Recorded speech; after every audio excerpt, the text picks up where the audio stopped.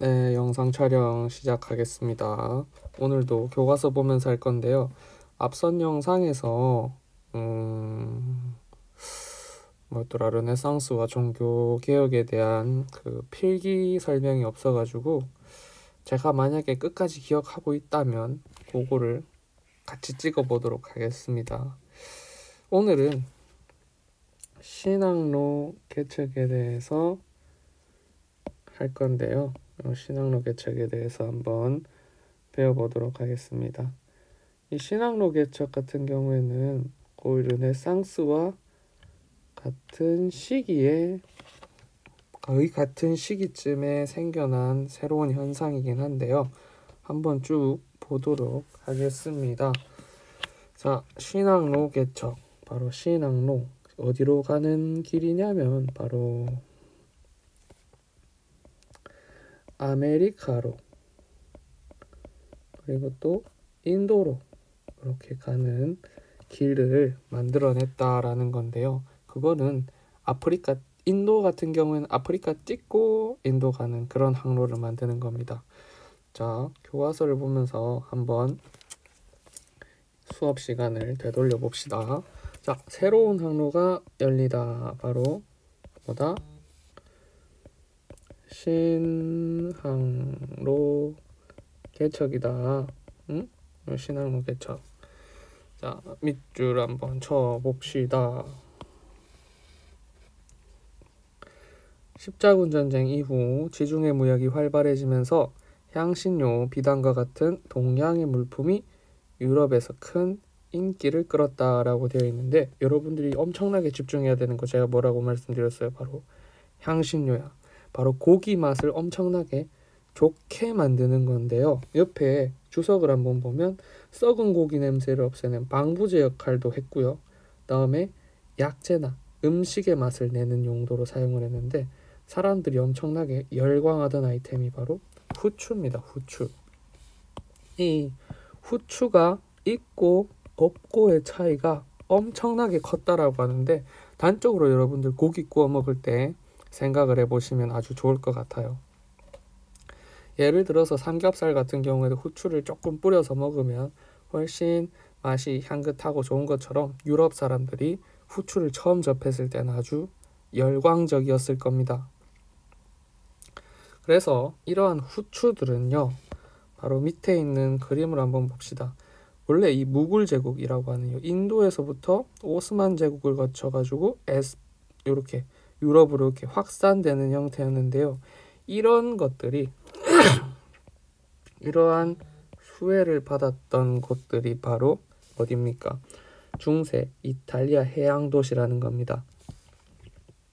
그래서 이 이탈리아 해양 도시를 중심으로 해서 엄청나게 발전을 했는데요. 그 와중에 대서양 연안에 위치해 있어 동방과의 교역에 소외되었던 포르투갈과 에스파냐는 지중해를 통하지 않고 직접 동방으로 갈 수 있는 새로운 항로를 찾아 나섰다. 이렇게 이야기를 합니다. 자, 얘네들이 바로 포르투갈과 에스파냐가 왜 직접 동방으로 가려고 했을까요? 바로 자신들이 소외되었기도 했고, 바로 엄청나게 비싼 향신료의 값을 자신들이 직접 가가지고 싼 가격에 사가지고 엄청나게 많이 남겨 먹으려고 하는 의도가 있었던 겁니다. 그래서 직접 동방으로 가서 뭘 하고 싶었을까? 교역을 해서 막대한 이익을 취하려고 했던 겁니다. 그래서 얘네들이 엄청나게 열심히 찾았던 거예요. 그럼 이탈리아 해양 도시들을 왜 안 찾았을까? 이미 그런 걸 누리고 있었기 때문입니다.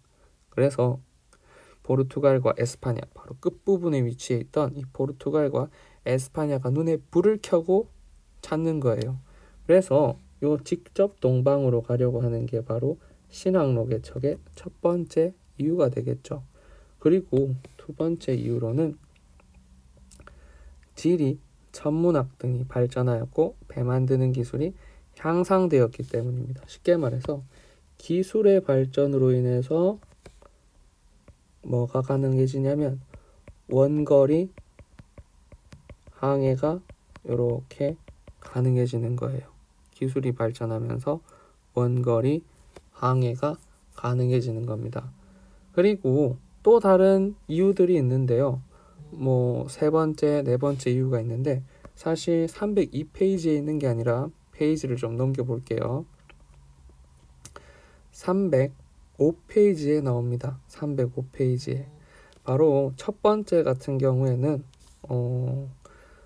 여기 세 번째 이유인데요. 바로 이 사람들은 동방에 대한 호기심이 있었습니다. 호기심이 있었고요. 그리고 네 번째 바로 사제 요한 왕국에 대한 믿음입니다. 자, 어떠한 왜 이걸 찾게 되냐면 바로 동쪽에서 보면 자, 중세 유럽인들은 아시아에 그리스도교 왕국이 존재한다고 믿었다라고 되어 있는데요.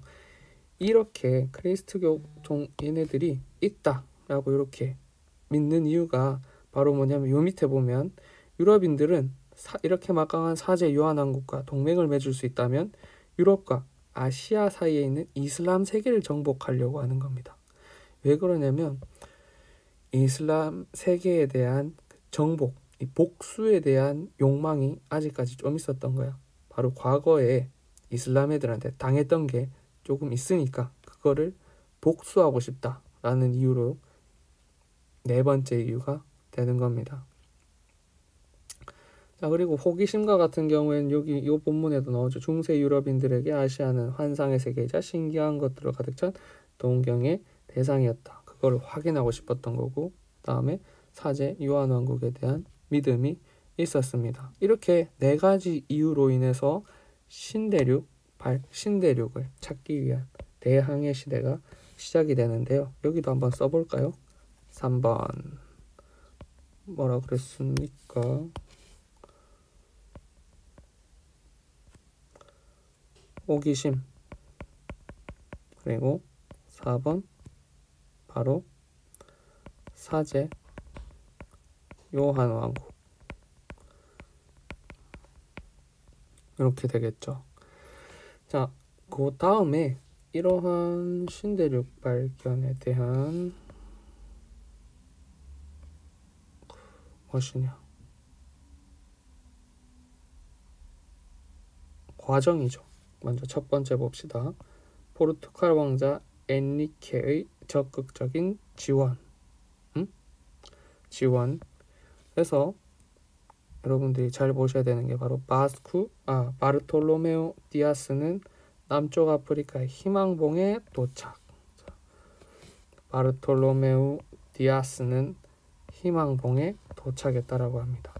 요 희망봉 바로 여기 도착했다는 거예요. 포르투갈에서 이렇게 와가지고 여기까지 도착을 했다는 겁니다. 그리고 그 옆에 밑줄 한번 쳐볼게요. 바스쿠 다가마는 희망봉을 돌아 저 멀리 인도 캘리컷에 도착했대요. 바스쿠 다가마는 희망봉을 돌아 어디로? 인도 캘리컷. 바로 인도 캘리컷. 멀리도 갔죠. 요렇게 해가지고 희망봉 찍고 이제 캘리컷으로 도착했다라는 겁니다. 자, 다음 장 넘어가 보도록 할게요. 자, 콜럼버스, 이탈리아 출신 상인이었던 콜럼버스는 바로 에스파냐 이사벨라 여왕의 지원을 받아 인도로 가는 서쪽 길을 찾아 나섰습니다. 그래서 이 친구는 대서양을 건너 서인도 제도에 도착하는데요. 대서양, 바로 여기 파란색으로, 초록색으로 봅시다. 대서양을 건너 요 산살바도르라고 하는 곳이 바로 서인도 제도거든요. 여기가 바로 서인도 제도예요. 서인도 제도. 알겠습니까? 산살바도르. 자, 그리고 마젤란이 뭐랍니까? 태평양을 횡단하여 최초로 세계 일주에 성공한다라고 합니다. 이런 것들은 여러분들이 좀 잘 알아놓으셔야 되는 내용들이겠죠. 콜럼버스, 마젤란, 그다음에 바르톨로메오 디아스, 바스쿠 다가마 뭐 이런 친구들은 뭘 했는지 잘 알아놓으셔야 되고요. 그와 더불어서 이 신항로 개척의 결과에 대해서도 조금 알아놓읍시다. 신항로의 개척의 결과가 국제무역이 확대되고 유럽 경제가 발전하다라고 되어 있는데 이건 너무 상투적이고요. 조금 디테일하게 번호 매기면서 한번 해봅시다. 밑줄 칠게요. 신항로가 열리면서 아메리카로 가는 길이 열리면서 유럽 경제의 중심은 점차 지중해에서 대서양으로 옮겨갔다라고 합니다. 어디에서 어디로? 지중해에서 대서양으로. 지중해에서 어디로? 대서양으로. 결과적으로 이 지중해에 있던 이탈리아 상업 도시들은 어떻게 될까? 쇠퇴하는 거야. 그리고 대서양 연안에서는 애들이 어떻게 될까? 번영을 누리기 시작하는 겁니다. 알겠습니까? 그리고 두 번째 문단으로 한번 가보죠. 가기 전에 남은 것도 한번 읽어볼까요? 네덜란드, 영국, 프랑스도 해외 진출하여 식민지 확보 경쟁에 나섰다. 이제 이 포르투갈과 에스파냐가 성공을 하니까 그에 따라서 네덜란드도 가고 영국도 가고 프랑스도 가는 겁니다. 따로 내용이 없어요. 그리고 두 번째 내용을 볼게요. 자, 아시아로부터 향신료와 차, 면직물들이 대량으로 수입됩니다. 왜? 과거에는 조금씩 들어왔지만 이제 유럽 애들이 원하는 만큼 들고 들어올 수 있었던 거야. 그것보다 우리가 집중해야 되는 건 바로 아메리카로부터 담배, 코코아, 감자, 고추 등의 새로운 작물이 소개되었다라는 겁니다. 이게 바로 숫자 몇 번이냐면 2번이에요. 2번. 바로 담배, 코코아, 감자, 고추 뭐 이런 것들이 들어오는 거야. 그래서 이 사람들의 식생활이 이제 바뀌기 시작하는 겁니다. 그래서 이 교과서에서는 이렇게 표현을 하죠. 유럽인의 일상생활이 크게 변했다라고 이렇게 얘기를 하는 겁니다. 다음으로 한번 넘어가 보죠. 마지막 문단인데 가장 중요하면서도 어려운 부분이야. 알았지? 한번 봅시다. 아메리카로부터 막대한 양의 금과 은이 유입되자 물가가 크게 올랐대요. 물가가 크게 올랐답니다. 금과 은이 유입됐을 때 여기서 중요한 건 은이야. 알았지? 은이 유입되면서 물가가 크게 올라. 그걸 바로 우리는 뭐라고 하기로 했다? 가격혁명이라고 하기로 했는데 은이 들어오는데 왜 물가가 올라요? 라고 이야기를 하는 게 바로 뭐냐면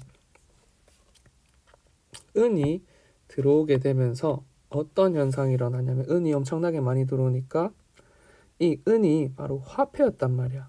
근데 이 화폐의 가치가 엄청나게 떨어져. 왜 떨어지게 되냐면 돈이 많아지게 되다 보니까 여러분들 주변에 돈이 많아지게 되니까 화폐의 가치가 떨어지게 돼. 그럼 이 화폐의 가치가 떨어지면 어떤 일이 벌어지냐면 바로 물가가 오르는 겁니다. 그래서 이러한 현상을 우리는 뭐라고 부르냐면 바로 가격혁명이라 그래. 알았지? 그리고 맨 밑에 한번 볼까? 주식회사와 같은 근대적 기업이 등장하면서 자본주의가 발달하기 시작하였다. 상업혁명. 새로운 형태의 기업들이 나타나는 거예요. 여러분들이 생각하는 그러한 기업들이 등장하는 겁니다. 알겠습니까? 그래서 이러한 것들 좀 잘 보시고요. 그리고 요거 토르데시아스 조약, 요 풀어봐요 궁금증 같은 경우는 여러분들이 한번 읽어 보도록 할게요. 여기서 여러분들이 읽어보면 토르데시아스 조약이란 게 나오는데 요거는 읽어보면 되지만 대서양 연안의 베르데 제도라고 되어 있는데 이 베르데 제도가 어디냐면 바로 제가 기억하기로는 여기 아니면 요쪽 지역일 겁니다. 요쪽 지역 둘 중에 하나가 바로 베르데 지역, 베르데 곳인데 여기 기준으로 해서 처음에는 500km를 보냈어. 처음에 500km 보냈을 때가 바로 여기였거든. 여기였는데 이게 조금 더 보내가지고 나중에 되면 처음엔 여기였는데 나중에 땡겨 놓은 게 지금 현재 여러분들이 보는 요겁니다. 그래서 서쪽은 에스파냐, 여기가 바로 에스파냐죠. 여기가 바로 스페인, 에스파냐고요. 여기가 포르투갈의 영토인데, 그래서 여기서 보면 나중에 결과 브라질은 포르투갈의 영토가 되었고 포르투갈어를 쓰게 되었다라는 겁니다. 뭐 딴 건 없어요. 그냥 한번 읽어 보실만 합니다. 넘어가 보도록 할게요. 자, 이제 우리 아메리카 토착 문명 요 부분을 한번 해볼 거예요. 밑줄입니다. 유럽인들이 아메리카에 도착하기 전부터 이미 대륙 중남부에는 아스텍, 잉카 등의 수준 높은 문명들이 발전해 있었대요. 아스텍, 잉카 등의 수준 높은 문명. 뭐 등 하나 뭐 더 얘기를 하자면 뭐 마야 문명 뭐 이 정도 이렇게 되는 문명들이 있는데, 이러한 문명은 각각 도시에 보면 수백만 명이 넘는 사람들이 살고 있었어요. 그리고 이러한 곳은 특히 어떤 게 많이 발달되었냐면 바로 도로가 엄청나게 발달이 돼 있었어. 그래서 이 도로 때문에 이 친구들이 망하기도 해. 알았지? 이야기를 해보도록 할게요. 대표적으로 이 스페인 친구들인데요. 에스파냐 친구들이 이러한 아메리카 토착 문명을 정복하고 파괴합니다. 왜 그러냐면 얘네들의 가진 것들을 빼앗아서 어디로 데려가기 위해서 어디로 가져가려고 바로 자기 나라로 데려가려고 했던 거죠. 그래서 한번 보도록 합시다. 이렇게 파괴를 한 다음에 강제 노역에 동원하여 사탕수수와 담배를 재배하고 누구를? 원주민을 강제 노역에 동원하는데, 여기에서 금과 은을 채굴합니다. 이러한 금과 은들이 유럽으로 흘러 들어가면 무슨 혁명? 바로 가격 혁명을 불러일으키는 거죠. 그리고 나아가 원주민들에게 뭐 가톨릭으로 개종할 것을 강요했고 안 하면 뭐 학대하고 이렇게 되어 있는데, 이런 것도 있어. 잘 한번 봅시다. 가혹한 착취와 더불어 유럽인이 옮겨온 천연두와 홍역 등의 전염병으로 아메리카 원주민의 수는 급속히 감소했다라고 되어 있는데, 제가 프린트에다가 요걸 써드렸을 겁니다. 맥닐의 법칙이라고. 이 맥닐의 법칙이 바로 뭐냐면 방금 밑줄 친 내용들이야. 이 원주민들에게는 이러한 면역 체계가 없는 겁니다. 그런데 이러한 면역 체계가 없는 아메리카 원주민들이 전염병 병균, 그러니까 몸 안에 병을 갖고 있는 백인이라던가 흑인이라던가 이런 사람들과 접촉을 하게 되면 이 면역 체계가 없는 원주민들은 순식간에 병에 걸리는 거죠. 그래서 그 병에 걸렸던 원주민들이 이 도로를 통해서 자기 집으로 이동을 하는데, 사실 병에 걸리기 전에 잠복기란 게 있잖아요. 잠복기 동안에 막 돌아다니는 겁니다. 그래서 이러한 병들이 온 문명을 다 병들게 하는 거야. 문명에 있는 사람들 다 병들게 하는 거야. 그렇게 해서 원주민의 수가 급속히 감소를 하고요. 그리고 이렇게 감소를 하다 보니까 유럽인들이 아주 손쉽게 문명을 정복하고 파괴할 수 있었다라고 합니다.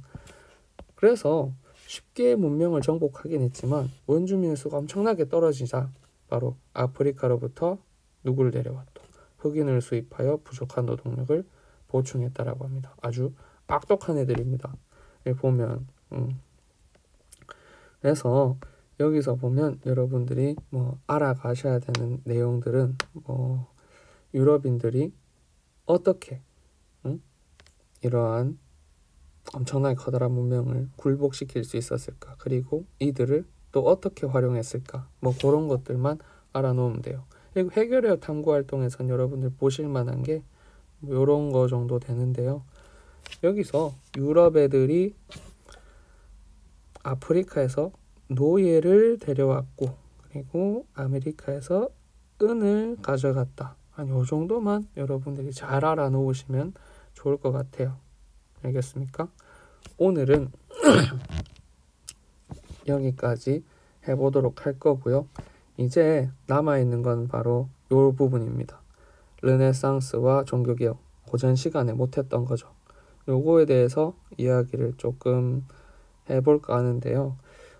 아주 간단하게 얘기를 해볼게요. 르네상스 요 부분인데요. 이 부분, 요 부분인데 간단하게 한번 얘기를 해봅시다. 르네상스의 배경 여러분들이 조금 알아놓아 주시고요.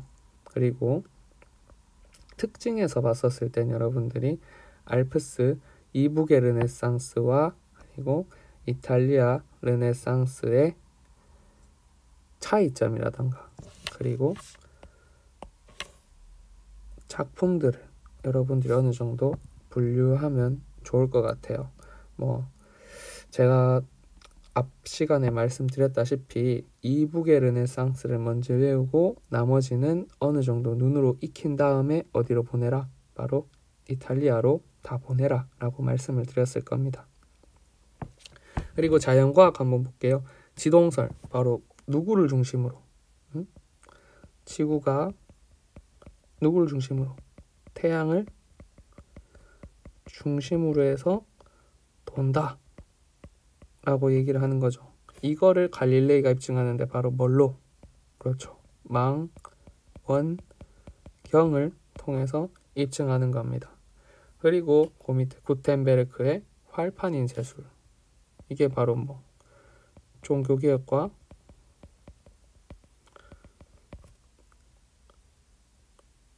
알프스 이북의 르네상스, 이렇게 얘기를 할 수 있겠네요. 자, 다음으로 한번 봅시다. 종교개혁 한번 볼게요. 루터의 종교개혁이라고 되어 있는데 배경이 뭐야? 기억나죠? 레오 10세의 면죄부 판매, 그리고 성 베드로 성당의 수리. 뭘 위해서? 성 베드로 성당을 수리하기 위해서 면죄부를 판매했다라는 거야. 그래서 거기에서 화가 난 루터가 95개조 반박문을 막 발표를 하는 거지. 그런데 그 안에 있었던 내용이 바로 신앙과 은총이 중요하다라고 얘기를 해요. 신앙과 은총만이 우리를 구원할 거예요. 바로 앞에서 여러분들이 여기 보이는 이런 거, 이런 것들이 자신들을 구원하는 게 아니라 신앙과 은총이 구원을 한다는 거야. 제가 잘 모르지만 이렇게 말씀드렸죠. 믿음이다.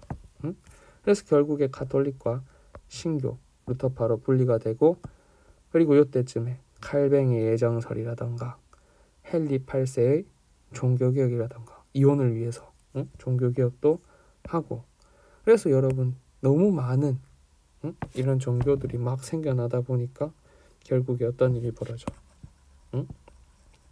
너무 많은 종교들이 막 생겨나다 보니까 종교전쟁까지 생겨나게 되었다라고 이렇게 이야기를 했었습니다.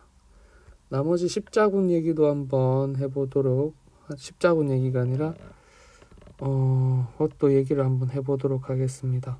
봅시다. 대항해 시대와 절대왕정인데요. 한번 보도록 합시다. 대항해 시대 얘기만 빠르게 해보도록 하겠습니다.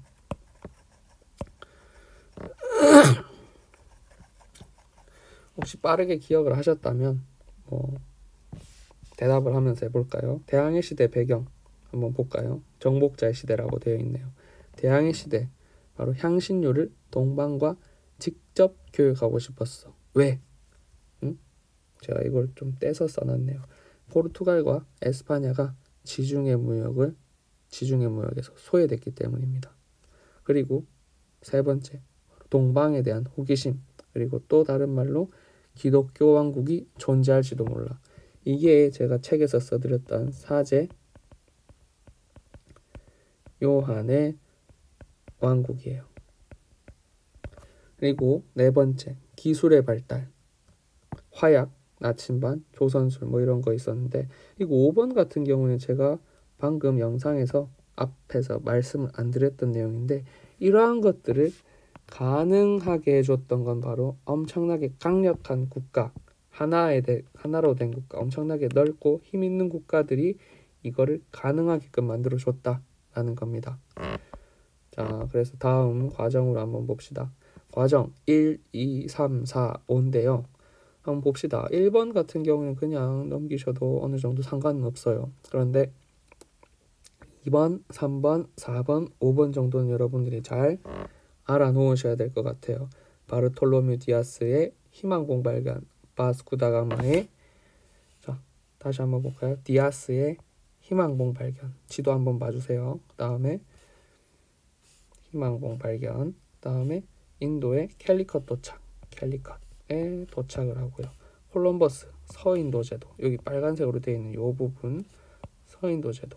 그리고 마젤란은 세계 일주를 했다 그러죠. 한 바퀴 쫙 돌고 이렇게 이렇게 해서 돌아왔다라는 겁니다.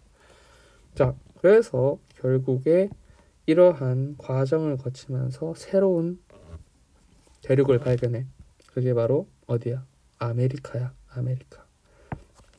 이 아메리카는 어떤 애들이 발견했어요? 콜럼버스. 그렇죠. 콜럼버스가 처음으로 아메리카 대륙, 바로 서인도 제도를 발견합니다. 그리고 이 아메리카를 나중에 콜럼버스가 처음으로 찾아낸 다음에 정복을 하게 되는데요. 새로운 대륙인 것을 알고서. 그래서 아메리카 고대 문명이 과거부터 존재해 왔지만, 이렇게 잉카라든가 마야, 아스텍들이 존재해 왔지만 유럽이 아메리카를 침략해서 사람 이름들입니다. 코르테스와 피사로 같은 사람들이 정복을 해. 어떠한 방법을 통해서? 맥닐의 법칙, 전염병을 의도치 않게 뿌리게 되면서 정복을 한단 말이야. 그래서 그 결과 고대 문명이 파괴가 되고요. 전염병으로 원주민이 급감하게 됩니다. 그거를 메꾸기 위해서 누굴 데려와? 흑인 노예를 데려오는 거고요. 이 결과로 인해서 또 중요한 내용이죠. 아메리카산에 은혜 유입이 되면서 가격혁명, 물가가 오르는 가격혁명이라든가 새로운 형태의 무역 형태가 나타나는 상업혁명이 나타나게 됩니다. 이거는 결과에서도 다시 한 번 더 다룰 예정이니까 한번 보도록 합시다. 자, 개척의 결과, 무역 중심지 이동, 지중해에서 어디로? 대서양으로. 새로운 작물이 유입이 된다고 해요. 읽어봅시다. 다음에 가격혁명, 상업혁명. 가격혁명으로 은혜 유입으로 물가가 폭등한대요. 그리고 영주 노동자들이 떨어지고 상인 자본가들이 잘 살게 된다. 이건 본인들이 한번 생각을 해봐요. 잘 안 되면 물으러 오세요. 다음에 마지막 상업혁명. 새로운 형태의 무역이 탄생했다라고 합니다. 자, 오늘은 대항해 시대에 대해서 공부를 했어요. 그리고 비어있는 십자구 부분도 어느 정도 메꿨으니까 잘 한번 해보시길 바랍니다. 오늘은 여기까지예요. 수고 많았어요.